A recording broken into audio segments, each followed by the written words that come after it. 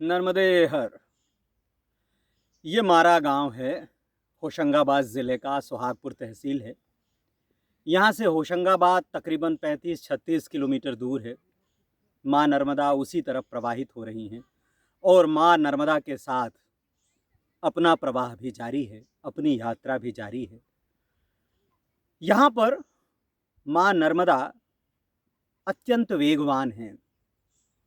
उनका पानी स्थिर नहीं है, बहुत गहरी हैं और बहुत तेज़ हैं। इतनी कि अगर आप में पौरुष नहीं है तो आप उनमें उतर नहीं सकते, उनके वेग को संभाल नहीं सकते। होशंगाबाद ज़िले के ज़्यादातर हिस्सों में वो इसी तरह हैं। घाट नहीं हैं, और घाट हैं भी तो इतने ऊंचे हैं। मैया के बीच में, माँ नर्मदा के पानी में और घाट के बीच में इतनी ऊंचाई है कि आप उनके साथ साथ नहीं चल सकते, नीचे नहीं चल सकते। आपको गलियों का सहारा लेना पड़ेगा, गांव से गुजरने वाले रास्तों का सहारा लेना पड़ेगा। तो उस रास्ते के सहारे अपना चलना हो रहा है और यहाँ माँ नर्मदा अपने प्रवाह के साथ है। आप देखिए, ये प्रवाह खुद दिख जाएगा। अपने प्रवाह के साथ माँ क्या क्या बहा के ले जा रही हैं, हमारे कितने पाप बहा के ले जा रही हैं। ऐसे पाप जो दिखाई देते हैं, कितनी पॉलीथीन बहा के ले जा रही हैं, हमारा छोड़ा हुआ कितना कचरा बहा के ले जा रही हैं। पूजा के रूप में हम जितनी सामग्री इसमें फेंक देते हैं, नारियल का छिलका, नारियल की खोपड़ी, धूप, दीप और इसके अलावा पूजन सामग्री से निकला हुआ कचरा, वो जब जो सब कुछ हम इस पे फेंक देते हैं, वो एक तरह का हमारा पाप ही है जो माँ अपने साथ ढोती रहती हैं, हमारा कचरा है जो अपने साथ ढोती रहती हैं। हम अंतिम संस्कार के बाद माँ के नर्मदा के तट पर बहुतेरे लोग अंतिम संस्कार करते हैं। उसके बाद लकड़ियाँ, राख, वो सब यहाँ आता है, माँ के पास आ जाता है और वो लेके उसे बहती रहती हैं, दौड़ती रहती हैं, भागती रहती हैं, लेके सीधे सागर को समर्पित करती हैं इतनी लंबी यात्रा के बाद। तो ये भौतिक कचरा है जो वो अपने साथ ले जाती हैं।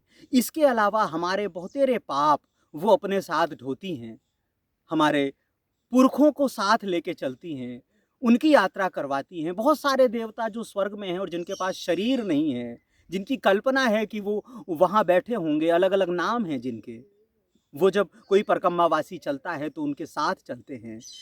तो उन देवताओं को भी वो दर्शन देती चली जाती हैं। बहुत सारे राक्षसों को, बहुत सारे दनुजों को जो काला कभी देवताओं के जो यज्ञ होते थे, जो मनुष्यों के यज्ञ होते थे, सत्कर्म के लिए किए गए यज्ञ होते थे, उसमें व्यवधान पैदा करते थे और उस व्यवधान पैदा करने के लिए जो शक्ति अर्जित करते थे, वो इसी तरह माँ नर्मदा के तट पर, माँ गंगा के तट पर बैठकर अर्जित किया करते थे।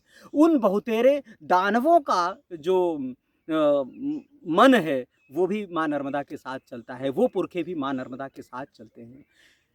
वो सारे पुरखे हमारे साथ चल रहे हैं।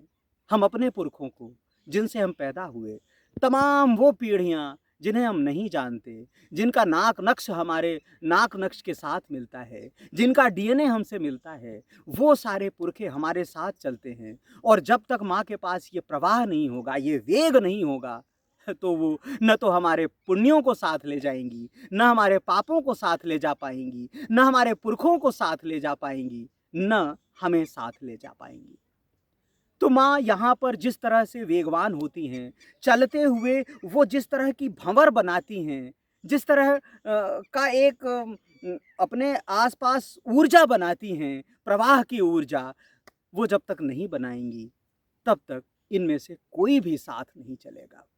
तो हमारा और आपका, सबका एक धर्म ये भी है कि माँ अगर हमारे पाप, भौतिक पाप, हमारे मनस पाप सब लेके साथ चलती हैं, हमें पुण्य देने के लिए अपनी यात्रा करती हैं, ऐसी पालकी तैयार करती हैं, ऐसा रथ तैयार करती हैं कि हम उस पर बैठें और पुण्य की सवारी करें, हम अपने सत्कर्मों की सवारी करें, हम अपने ज्ञान की सवारी करें, हम अपने विज्ञान की सवारी करें।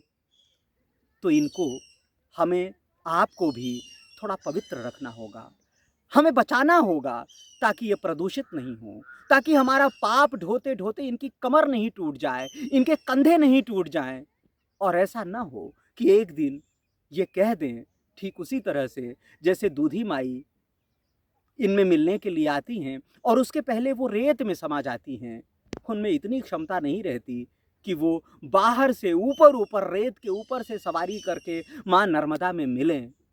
तो कहीं ऐसा न हो कि हमारा और आपका पाप ढोते ढोते माँ नर्मदा एक दिन अपनी ही रेत में अपना सिर गड़ा लें, अपने आप को समाहित कर लें और हमारे और आपके पास उन्हें देने के लिए दो आंसू के सिवा कुछ न बचे।